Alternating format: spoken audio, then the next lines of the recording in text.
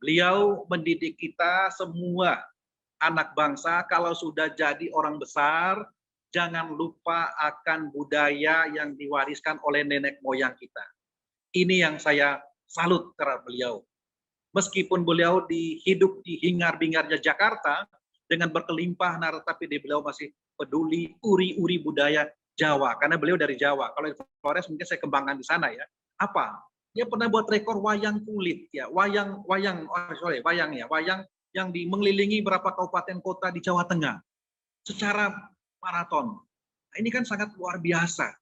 Kemudian waktu itu di UNES juga beliau mensupport pada waktu beliau di MPR, DPD, mensupport kegiatan wayang orang juga melalui wayang toh, dan dapat penghargaan dari Lepri. Jadi beliau itu sangat menginspirasi kita, tokoh budaya yang sangat luar biasa, politis yang mempunyai kepedulian terhadap budaya Indonesia.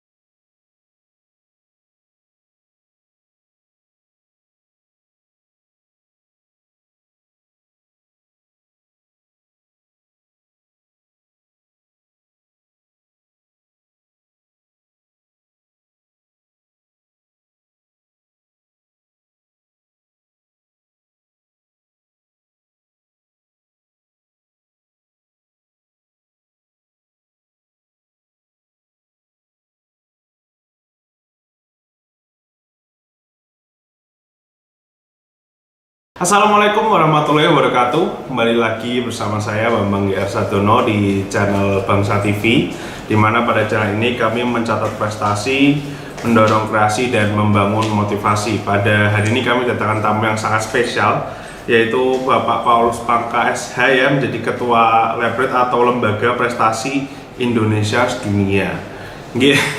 Ya, sebelumnya mungkin saya mau tanya itu ya, kabar dulu dari Pak Paulus nih. Gimana kabarnya nih Pak? Kabar baik, jadi terima kasih Mas Raja. Pertama-tama saya mengucapkan selamat ulang tahun untuk yang saya hormati, yang saya banggakan, Bapak Bambang Sadono SHMH, Dr. Bambang Sadono SHMH ya, yang sangat luar biasa, yang sangat inspiratif. Ya. Iya, oke. Iya, terima kasih ya Pak Paulus ya tentang itunya tadi. Namun mungkin saya mau tanya dulu, ini sekarang sedang di mana nih Pak sekarang? Ini saya lagi edukasi, literasi anak-anak untuk berkunjung ke museum. Jadi saya ini ada di Museum Mandala Bakti. Jadi anak-anak saya bersama ponakan ya, kita membawa mereka melihat sejarah perjuangan bangsa ini sejak awal, terutama berhubungan dengan Tentara Nasional Indonesia dan perjuangan rakyat Indonesia, sehingga sekarang ini kita merdeka menjadi bangsa besar tentunya di dunia dengan kelebihan-kelebihan yang sangat luar biasa. Biarkan anak-anak itu mengerti sejarah dari museum yang benar-benar ada, bukan dari media sosial atau dari cerita orang-orang yang kadang-kadang menambah bahkan mengurangi daripada sejarah itu sendiri. Tapi kalau museum, dia akan menceritakan apa adanya. Nah, saya lihat memang di sini juga Museum Indonesia sejak pertama didirikan Negara Kesatuan Republik Indonesia sampai dengan perkembangan TNI sampai dengan sekarang. Nah, ini kebetulan eyangnya anak-anak ini atau buyutnya mereka ini mantan tentara di Kodam 4 Diponegoro zaman dulu. Jadi mereka harus tahu perjuangan kakek nenek moyangnya. Semoga mereka ada yang berminat untuk jadi tentara. Jadi dan itu semuanya terinspirasi dari Pak Bambang Sadono ya, yang luar biasa, yang dengan semangat kebangsaannya, semangat Pancasilaisnya yang sangat luar biasa, yang telah mengajar saya tentang ilmu negara. Dan hari ini memang sengaja saya datang ke sini karena terinspirasi beliau. Iya. Iya, sangat luar biasa sekali ya yang dilakukan Pak Paulus ini. Maksudnya kan mungkin ya saya juga merasakan maksudnya efek anak muda zaman sekarang itu sepertinya kok jarang ke museum, kemudian itu juga menjadi salah satu itu ya, biar kita bisa melestarikan museum itu sendiri sepertinya ya Pak Paulus. Iya, Mas Raja. Iya, kemudian mungkin saya itu Pak, kegiatannya akhir-akhir ini apa nih Pak Paulus? Iya, Kegiatan banyak sekali sebetulnya. Jadi yang berhubungan dengan Lembaga Prestasi Indonesia Dunia, LEPRID, yang saya bangun sejak tanggal 29 Desember tahun 2014 akhir, yang diresmikan di atas pesawat, di atas permukaan laut ya, jadi di atas permukaan laut 37.000 kaki di atas permukaan laut, pesawat penerbangan Citylink Makassar Jakarta. Jadi tengah-tengah Laut Jawa, LEPRID diresmikan oleh Pak Ramdan Pomanto waktu itu sebagai wali kota Makassar, disaksikan Direktur Citylink Pak Burhan. Jadi sesuai dengan logonya LEPRID itu sendiri, logo bintang, artinya apa? Dengan LEPRID ini akan menciptakan atau mengumpul, mengapresiasi bintang-bintangnya Indonesia, termasuk Pak Bambang Sadono, termasuk Mulintang, yang dengan dia punya kekhususan sendiri juga, beliau mengumpul penghapus itu, ini kan suatu inspiratif ya, ribuan penghapus atau apa namanya itu, lupa, penghapus ya, dikumpul di koleksi beliau dan sampai sekarang masih ada, dan saya yakin suatu saat akan membentuk Galeri Bambang Sadono Institute. Galeri Bambang itu, situ nanti prestasi beliau akan dikumpulkan semua. Itu harapan saya, Mas. Ini lompat-lompat jadinya. Harapan saya di hadiah ulang tahun kali ini saya mengusulkan supaya Pak Bambang punya namanya Bambang Sadono Institute dan galerinya. Di sanalah disimpan buku-buku beliau semua, disimpan prestasi-prestasi beliau yang menginspirasi, tulisan-tulisan beliau yang sangat luar biasa, perwawasan kebangsaan. Jarang loh politikus seperti beliau. Begitu Mas Raja, luar biasa Pak Bambang ini.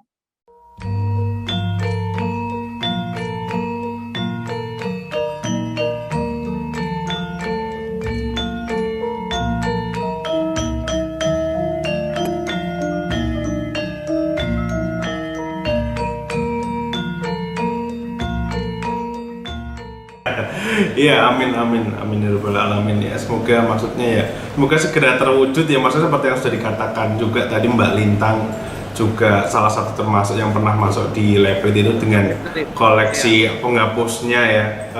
Tapi seperti yang sudah disinggung oleh Pak Paulus sendiri, maksudnya pada hari ini sebenarnya kita akan membahas mengenai Pak Bambang nih yang mau berulang tahun, menginjak umur 65 ya pada tanggal 30 Januari nanti, seperti itu.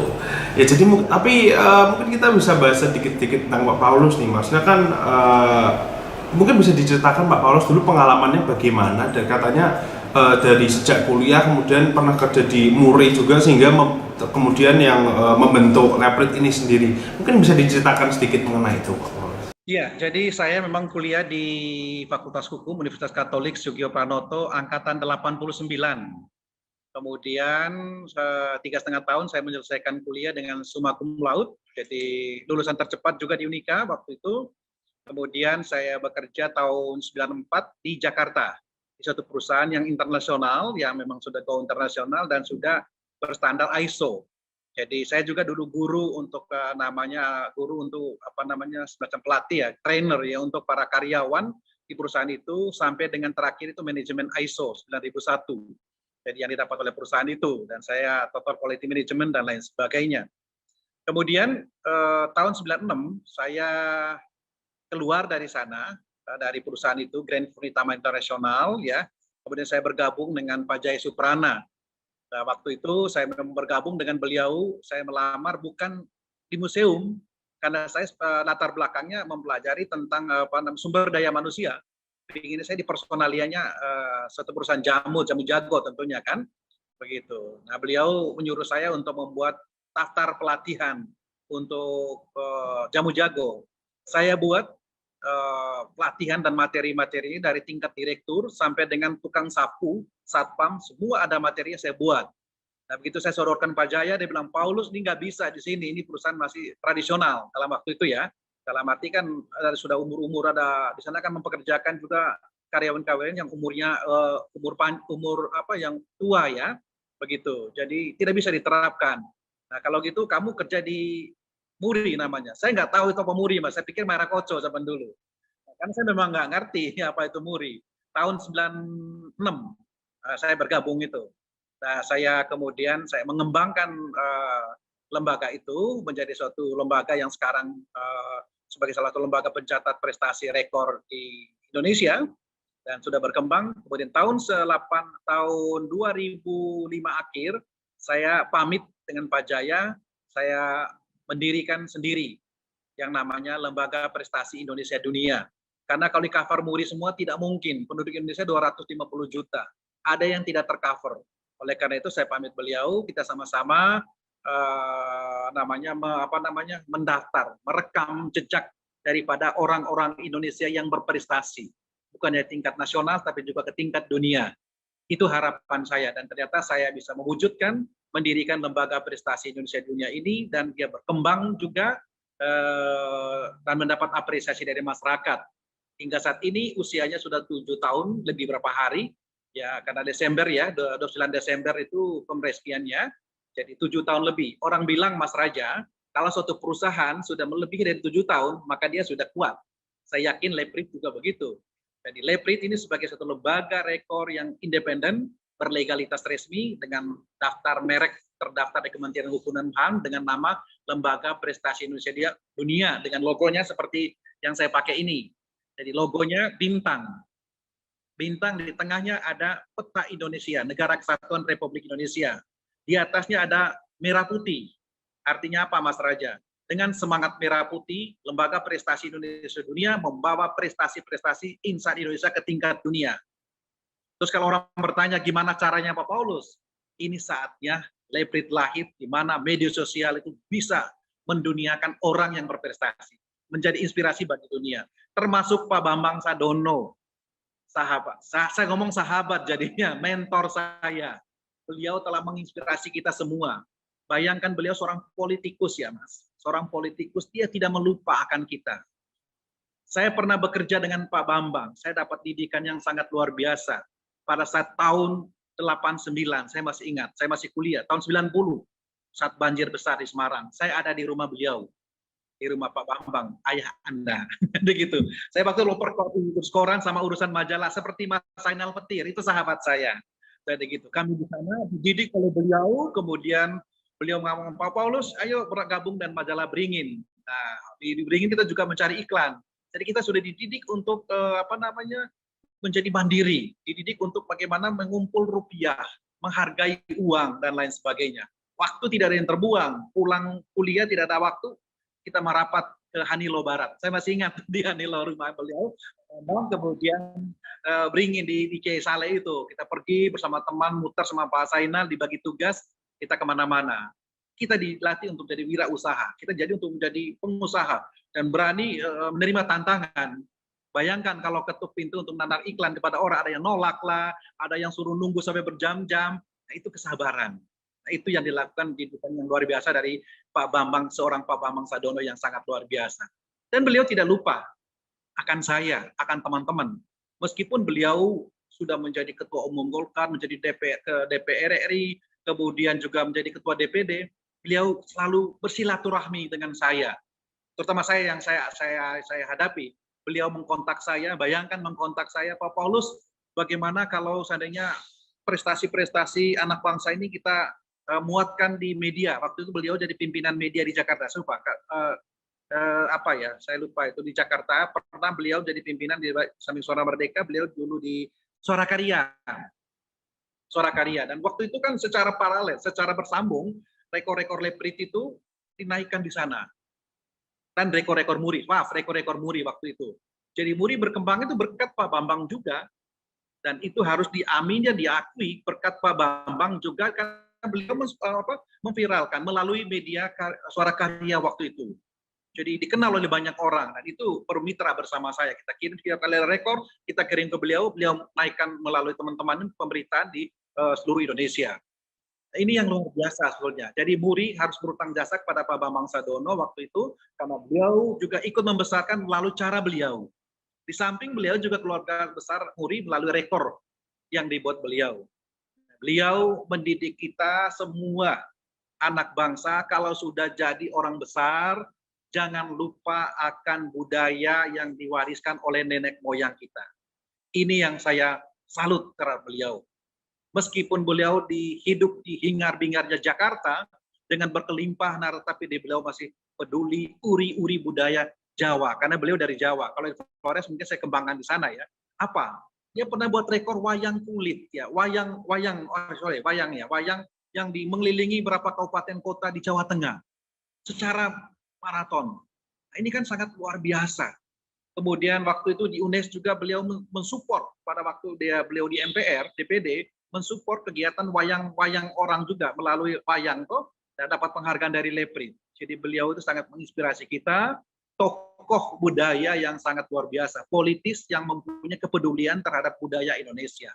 Dan beliau bersama ibu juga di UNES, waduh luar biasa, ibu Bambang ya, juga dia dalam seninya dengan berbagai pagelaran-pagelaran seni yang dari seluruh Indonesia ditampilkan oleh beliau.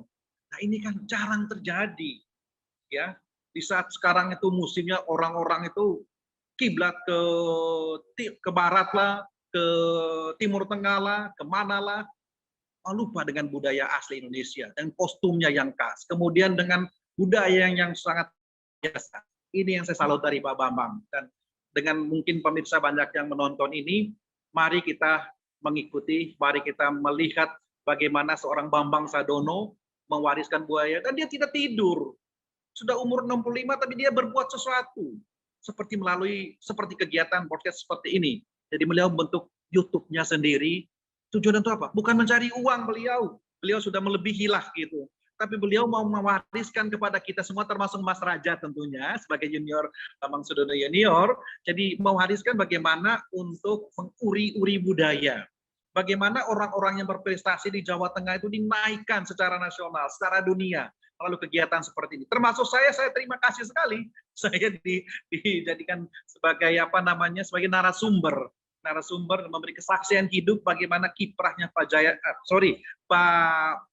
Bambang Sadono yang akan merayakan ulang tahun tanggal 31 Januari ini. Luar biasa sekali. Waktu kuliah beliau mengajar saya, Mas, luar biasa cara mengajarnya, Mas. Iya Pak Paulus, ya mungkin ini akan kita bahas lagi agak nantian ya, tapi dari pengalaman-pengalaman yang sudah diceritakan itu memang ya sangat luar biasa ya Mas, apa yang bisa kita dipelajari dari Pak Bambang ini. Kemudian saya juga berharap ya semoga Leprit ini semakin berjaya ke depannya ya. Menurut saya juga Indonesia masih memerlukan lembaga-lembaga seperti ini ya, maksudnya secara langsung ya meningkatkan nama Indonesia di kancah internasional. Menurut saya itu perlu ya, terutama pada masa media sosial seperti sekarang ini. Kita harus tetap bangga dengan apa yang kita punya sekarang. Seperti itu Pak Paulus. Namun kalau bisa saya mundur sedikit nih Pak Paulus, tanya dengan Pak Paulus, bagaimana sih Pak Paulus ini pertama kali mengenal Pak Bambang Sadono? Mungkin bisa diceritakan. Iya. Waktu itu saya cerita tadi, saya kuliah di Unika Sugio Pranoto, beliau mengajar saya dulu dalam ilmu hukum, tapi ilmu negara. Jadi beliau mengajar, kemudian kebetulan saya komting Mas, jadi ketua kelas lah di angkatan 89 itu. Jadi saya komting, jadi saya sering berhubungan dengan beliau. Kalau datang kan absen, nanti saya yang akan untuk teman-teman semua toh. Dan beliau membawakannya itu dengan baik, membuat kita itu fresh. Tidak ada marahnya beliau itu di sana, nggak ada. Beliau serius, tapi menyampaikan materi-materi itu membuat kita yang mendengar itu enak gitu loh. Akhirnya kita bereksplorasi sendiri, juga ya tidak mempersulit lah untuk mahasiswa ya. Bahkan yang mendukung, kalau mahasiswa aktif gila seperti saya malah didukung. Buktinya tadi kan dia menemukan ada orang yang gila dari Flores 1, saya dari Flores ya Mas ya. Gitu dia panggil, "Ayo kamu nanti ke rumah saya gini." Kan jadi Mas, terbentuklah saya seperti ini berkat jasanya Pak Bambang. Begitu. Jadi beliau menyampaikan materi dengan baik, yang membuat kita itu juga tidak tegang dalam berkuliah, tapi benar semua kita jadinya fresh untuk melihatnya, untuk sehingga hasil nilainya juga baik-baik. Tidak ada mahasiswa nilainya di bawah C, yang nggak jarang sekali Pak Bambang. Kenapa? Karena memang kita mendapat pengetahuan dari Pak Bambang yang sangat luar biasa, ilmu-ilmu yang diberikan kepada kita, dan dia beri kebebasan kita untuk berekspresi ya, untuk bisa mengeluarkan pendapat. Ada diskusi-diskusi yang dibuat oleh beliau. Dia menyampaikan informasi-informasi baru tentang ketatanegaraan. Nah, ini kan suatu hal yang bagi kami sangat beruntung di kelas saya waktu itu. Nah, ceritanya dari kelas saya Mas terdaftar. Waktu pertama itu terdaftar, kemudian diakui sampai disamakan. Dalam 3,5 tahun saya kuliah di Unika, saya mengalami semua. Dan sampai terakhir saya wisuda dalam kuliah disamakan. Dan ikut secara cermat, kita juara loh Mas, melawan Undip. Karena itu kan memang dosen-dosen kami kebanyakan dari Undip, ada Prof. Muladi, ada Profesor Rezeki, ada siapa namanya lagi ya Pak Irwan apa siapa ketua MK itu ya begitu. Jadi Pak Abdullah Kelip ya, gitu. Jadi pembimbing skripsi saya dulu Pak apa namanya Bu Sri Rezeki sama apa namanya Pak Dr. Almarhum Prof. Muladi. Jadi gitu. Jadi saya memang kebanyakan diajar dari dosen-dosen Undip gitu.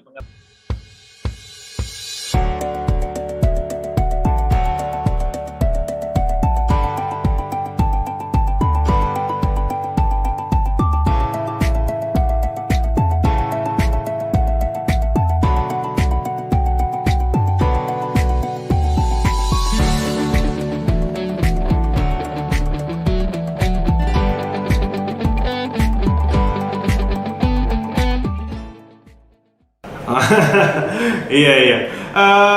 Namun setelah dari situ kan Pak Bambang itu ya langsung setelah mengajar itu kan terjun ke dunia media dan terutama media politik seperti itu ya Pak Paulus. Nah setelah itu Pak Paulus masih berkomunikasi dengan Pak Bambang? Iya, ya itu saya cerita tadi, waktu beliau sudah ada di sana, memang sempat terputus waktu saya kuliah di kerja di Jakarta. Tapi gitu saya kembali ke Semarang, komunikasi berlanjut, Mas. Komunikasi berlanjut. Inilah kelebihan beliau. Beliau itu tidak lupa orang ya, yang pernah bersama beliau sama itu kan. Saya pernah bersama waktu kuliah kan, terus dihubungi kembali karena saya sering di media juga kan melalui Muri waktu itu toh. Beliau menghubungi, bersilaturahmi dengan saya, kemudian ketemu. Luar biasa loh Mas. Jarang kalau tokoh politis sudah besar, apa sih Paulus itu gitu. Tapi beliau itu mau bertemu, mau berdiskusi lagi dengan saya. Begitu, mau berdiskusi bersama-sama kira-kira apa yang kita bisa buat untuk tokoh-tokoh di Jawa Tengah. Saya masih ingat sebelum buat YouTube beliau sendiri, ketemu kita di salah satu hotel di Semarang ngobrol-ngobrol. Nah itu kan luar biasa. Waktu itu juga beliau menyampaikan banyak usulan-usulan Pak Bambang yang bisa dilepritkan. Sambil contoh Mas, si ini Tukul, bukan Tukul, si almarhum Didi Kempot gitu. Mas Paulus kayaknya ini bisa direkorkan ya kita beri waktu itu Lifetime Achievement Award untuk untuk si Mas Didi Kempot toh yang menerima penghargaan ya dari istrinya datang sama keluarganya di kantor Leprit dan saya sudah laporkan ke beliau. Kemudian Kirun, kemudian juga ada Waljina, ada beberapa tokoh-tokoh yang memang pantas diapresiasi oleh Leprit. Kolaborasi seperti inilah yang saya bangun bersama Pak Bambang. Waktu di lembaga lama juga sama ya, beliau selalu kontak kita. Ini artinya apa? Bahwa saya teringat seorang pakar motivasi Indonesia, si Aku Adi Bayana, mengatakan the power of silaturahmi. Kekuatan dari silaturahmi itu sangat tinggi, Mas. Nah, itu harus dibangun. Mas Raja juga ke depan begitu. Jadi ngikuti Bapak.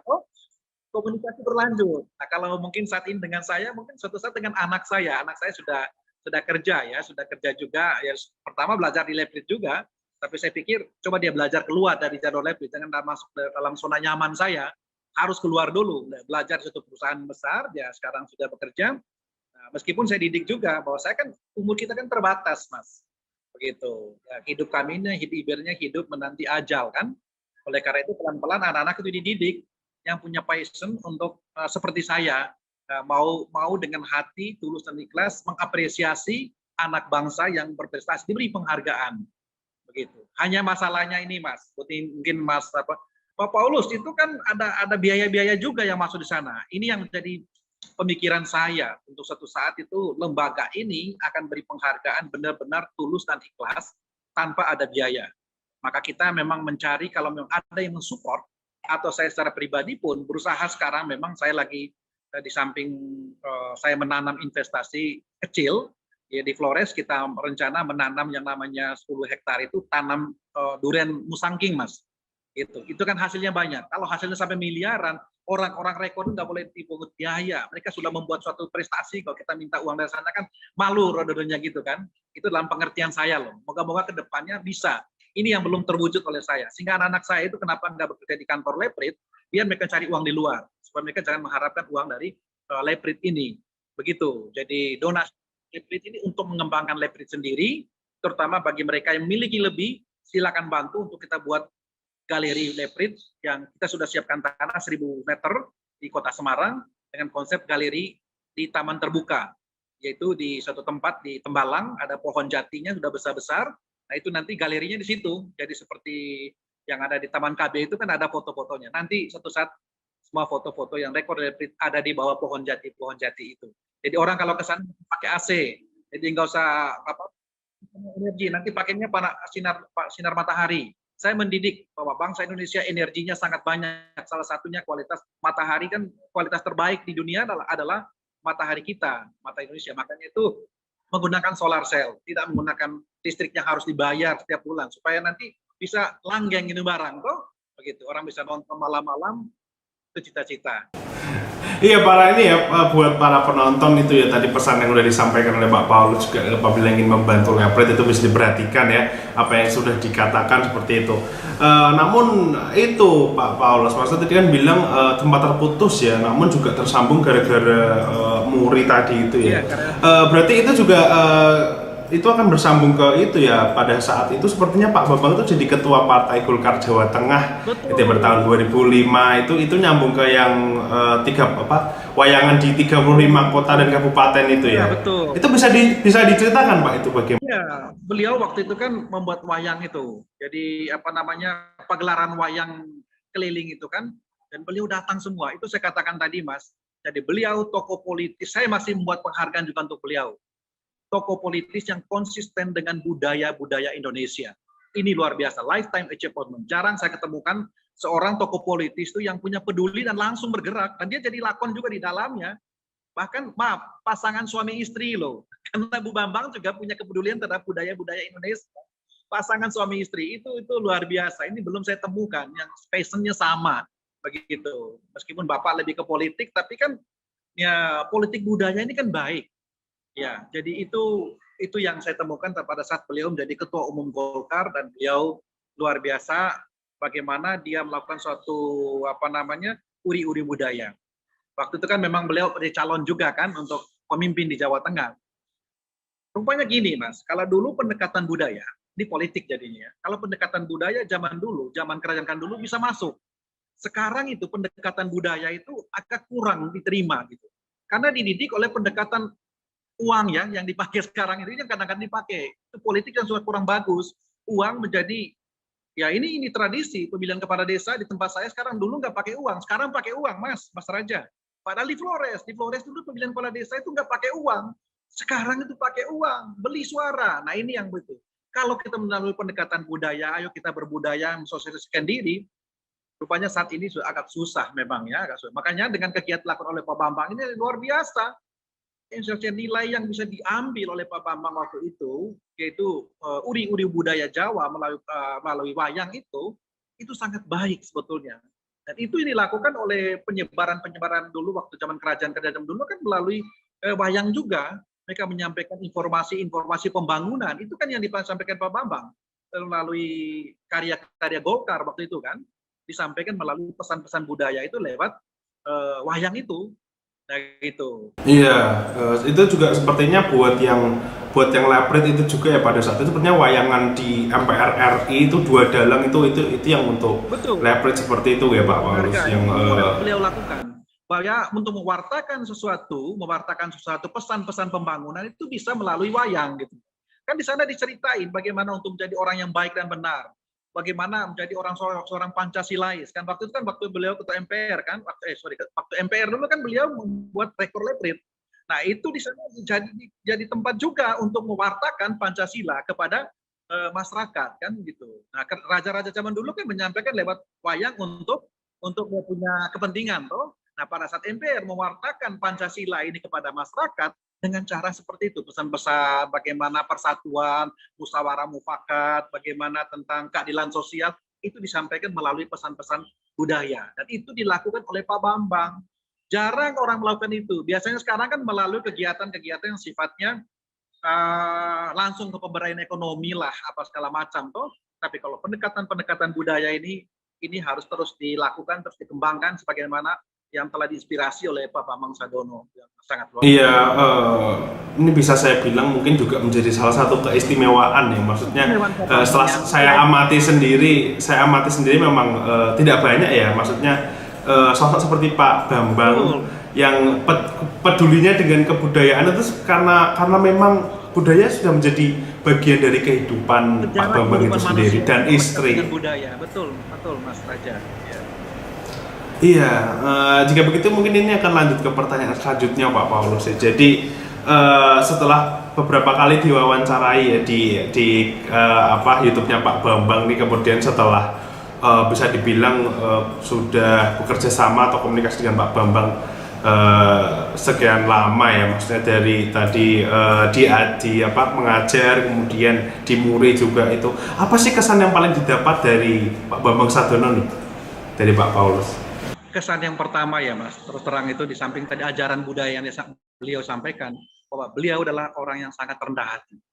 Bukan rendah diri loh, rendah hati. Mau datang ke tempat orang-orang yang mungkin ya yang orang bilang nggak terpikirkan. Beliau datang mau berbincang-bincang, mau belajar dari orang yang masih bukan seumur beliau kan, saya kan nggak seumur beliau, tapi beliau juga mau belajar dari saya, dari Mas Daniel Petir, dari budayawan-budayawan melalui tokoh-tokoh yang beliau undang kan, beliau belajar banyak. Sebetulnya beliau sudah banyak di dalam sininya, tapi beliau kan menginspirasi kami, menginspirasi saya juga. Nanti Paulus ke depan seperti ini, itu yang saya pelajari Mas, begitu.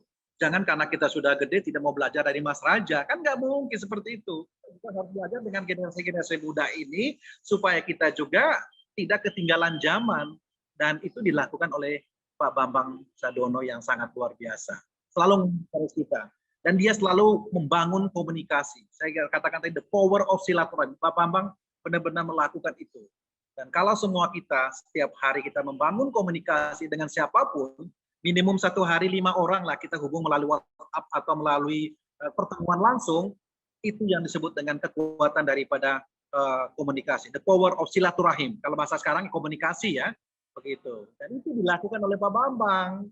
Dia datang ke tempat kita, dia undang kita, dia juga mewartakan, dia punya ide-ide kreatif melalui tulisan-tulisan di media, melalui buku-buku yang beliau buat. Ini yang saya salut dari Pak Bambang. Nah itu. Jadi kesannya di sana Mas. Beliau sangat rendah hati, kemudian beliau selalu memberikan ilmunya, tidak ada yang disimpan di dalam otak beliau, dia kasih semua, dia ceritakan kepada kita semua. Kita buktinya apa? Coba lihat didikan beliau, Pak Zainal Petir kan, teman saya itu yang di FIP sekarang gitu ya, di forum independen ya, jurnalis ya, begitu. Ini yang saya salut dari beliau. Kemudian pertama tadi uri-uri budaya, tokoh politis yang selalu rendah hati, dan juga selalu membangun komunikasi dengan siapa saja, dan beliau mau belajar dari siapa saja, dan juga beliau memberikan ilmunya kepada siapa saja. Itu Mas sebetulnya. Oke, ya. Tentunya di sini saya juga belajar banyak ya dari wawancara-wawancara yang sudah saya lakukan, terutama dari Pak Paulus tentunya. Saya juga bersyukur dapat wawancara Pak Paulus di sini, sehingga bisa belajar banyak, bukan hanya mengenai sejarah Bapak, namun juga secara umum Pak Paulus seperti itu. Namun ini kita akan masuk ke pertanyaan terakhir Pak Paulus. Jadi seperti yang kita tahu kan Bapak sudah masuk ke dunia media sosial, terutama di kanal YouTube seperti itu. Apa sih harapan kedepannya untuk Pak Bambang Sadono nih dari Pak Paulus? Iya, gini Mas, harapan saya ini memang kita sudah masuk di era namanya era 4.0 atau 5.0, era digitalisasi dan lain sebagainya. Harapan saya di samping tadi harus ada semacam museum atau galeri, atau saya katakan tadi Bambang Sadono Institute, yang dimana ada galerinya di sana. Jadi buku-buku beliau tetaplah Pak Bambang menulis. Baik, saya pingin buku Pak, bukan cuma menulis di media sosial.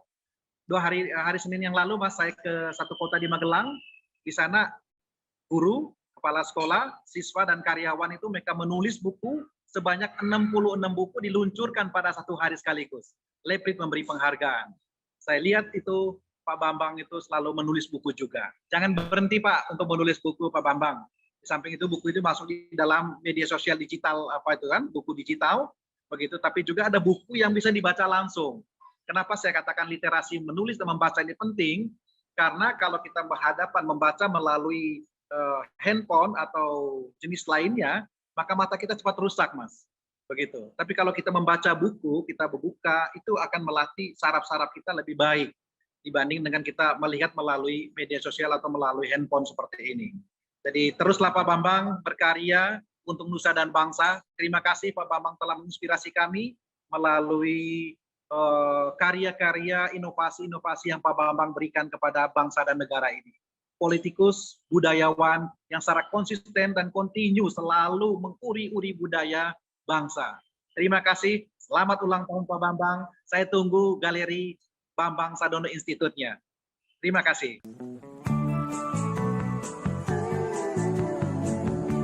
Soal KPR dan punya rumah, dari dulu cuma ada satu nama, satu bank yang megang banget. Sekarang, A sampai Z-nya serba digital buat kita. Cukup satu website untuk mulai cari hunian yang oke.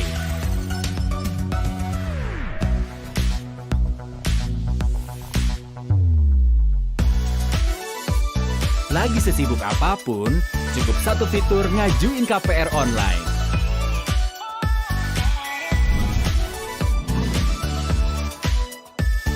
Sampai satu aplikasi biar gampang bayar biaya rutin. Kini, semua ada di jarimu. Satu nama dengan pengalaman 45 tahun memimpin segmen KPR. KPR, pasti BTN. Amin, amin. Iya, terima kasih sudah menyempatkan waktunya Pak Paulus Pangka SH ya, maksudnya semoga apa yang kita bahas di sini menjadi manfaat. Tentunya ini menjadi manfaat bagi saya, semoga bermanfaat juga bagi Pak Paulus dan penonton di rumah. Saya minta maaf apabila ada salah-salah kata atau kata-kata saya yang kurang mengenakan di hati Pak Paulus. Semoga kita bisa bertemu lagi ya. Semoga kita bisa bertemu lagi Pak Paulus. Semoga Pak Paulus dan Pak Bambang Sadono bisa bereuni lagi. Semoga pandeminya. Siap, saya tunggu untuk ulang tahunnya. Kapan dirayakan? Saya masih cari kata-kata untuk memberi penghargaan kepada beliau. Luar biasa, sangat inspiratif, sangat inspiratif. Dan saya doakan semoga Mas Raja juga titisannya dari Pak Bambang ini ada di dalam Mas Raja ya, supaya nanti menginspirasi bagi banyak orang. Jadi semoga Tuhan selalu memberkati Mas Raja dan juga Pak Bambang sekeluarga. Dan saya mengucapkan salam prestasi, berani hidup, berani berprestasi. Terima kasih. Amin, amin, ya Rabbal Alamin. Iya, sekali lagi terima kasih Pak Paulus ya. Semoga ini kita bisa bertemu secara langsung ya, nggak cuma wawancara lewat Zoom Pak. Siap, dengan senang hati. Kita berkolaborasi Mas Raja. Masih banyak yang kita buat melalui Lembaga Prestasi Indonesia Dunia dan juga melalui Bambang Sadono Institute. Nah, saya langsung ngomong sekarang, Bambang Sadono Institute. Ya, kita banyak karena kita bisa berkolaborasi.